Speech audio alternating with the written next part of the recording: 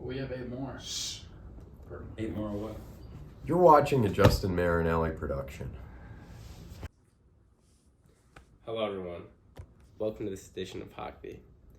I know it's been a couple weeks. We've been on a brief hiatus, but we're back to bring you the cutting-edge news in the hockey world. As we get to this point in the season, we're about 80% through, and games matter even more than they did before. Teams are playing more physical, more aggressive, because they're hungry for those wins, especially those teams that are right on the bubble of the wild card. We're seeing them fight like they haven't in the entire season. Here we are. On the last episode, we touched a little bit on Adam Ruzicka of the Arizona Coyotes, who made a fatal mistake in posting a video of him partaking in some activities that one probably should not partake in front of the entire world on Instagram.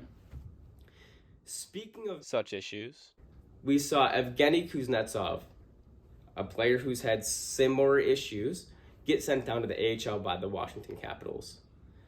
Well, breaking news. He got traded to the Carolina Hurricanes for a 3rd-round pick. A player of this caliber, it's a steal. Carolina's stacking up for the playoffs. It didn't take him long to go top titty in his second game of being signed. I want to get John Wakel's opinion on the matter. I'm glad this guy's going top titty, in his second game. I would like it if he would have, came to the Red Wings because they really need to get their shit together. But before I get into that, Justin, it's great to have you back. We missed you while you were gone. We had a little impromptu interview with you, through Bally Sports, but I don't think, the connection was great. This guy, if he's going to go top titty with the team, might as well be with the Red Wings.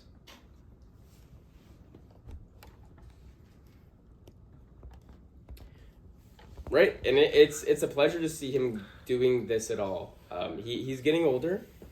He just got dropped by he played with Alex Ovechkin, for Christ's sake. I mean, the guy has proven himself, but to see a player of his caliber go through what he went through, get sent down to the AHL, and then come back and do what he did so soon, it's special. And perhaps he's sniffing up another cup run. On to other badass players. In our last episode, we talked a little bit about Matt Rempe fighting in his first NHL shift. Well, there's been many more since that. In fact, he went toe-to-toe with the league's arguably biggest fighter, Ryan Reeves, who, yes, after the fight, flexed on him in front of the entire crowd. However, he then went on the record to say, in an interview after the fight, that he was up until 6:30 in the morning thinking about that fight. Now, I want you all to think about how many fights he's been through, and this is the one that keeps him up at night. Some 21-year-old kid, this came in the league, might be younger, I don't know. Point is, he's an adolescent, and he's in this league, and he's fighting. I want to get John Wakel's biggest opinion.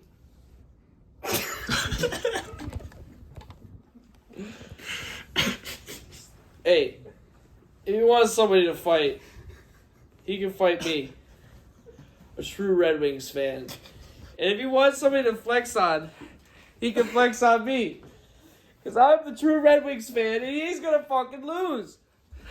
He's a fucking fake-ass motherfucker. Go Red Wings.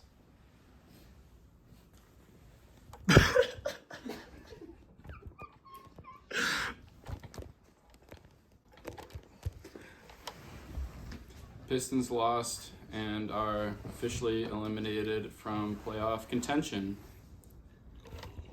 That's 4-1. Well, I can't say I'm surprised. Back to the NHL, I want to talk a little bit about one of the most incredible coaching calls we've seen in the past decade. The Minnesota Wild were facing the Nashville Predators on March 10th. And this is a team fighting for every point they can get. They are fully aware that any point they miss basically seals them up to not make the playoffs. Well, they were not having any of it. On March 10th versus the Nashville Predators, they went to a 3-on-3 overtime where they decided they were not content with only receiving a maximum of 1 point in this game.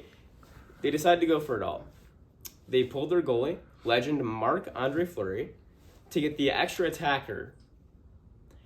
Now, this is one of those points where you say if they get it right and they win, the coach is a genius, and if they get it wrong and lose, he should be fired. Now, in fact, this time it worked out in his favor. The Minnesota Wild went on to beat the Predators 4-3 with an extra man in 3-on-3 overtime. I want to get John Mills' opinion on this matter and see what he thinks about this unique coaching call, which, may I add, not many people know about this, but had they gotten scored on, there's an NHL rule that says if you have your goalie pulled, you actually get 0 points if you have him pulled in overtime and get scored on to lose. So, with that on the line, he decided to do it anyway. John Wade, so what's your opinion on the matter? That's just the kind of ballsiness that the Red Wings need to take on in their game plan. And, speaking of the Red Wings, I want to point out a person who had their first NHL experience, a Red Wings newbie, Donald Pinner. How was your first experience at the Red Wings today? Good. Couldn't have said it better than myself. Well, Red Wings. Yep. Good to hear that his first Red Wings game he was so enthusiastic about. I'd like to thank you all for tuning into this episode of Hockey. It's a pleasure to have you all, and we will see you all again next week. Thank you.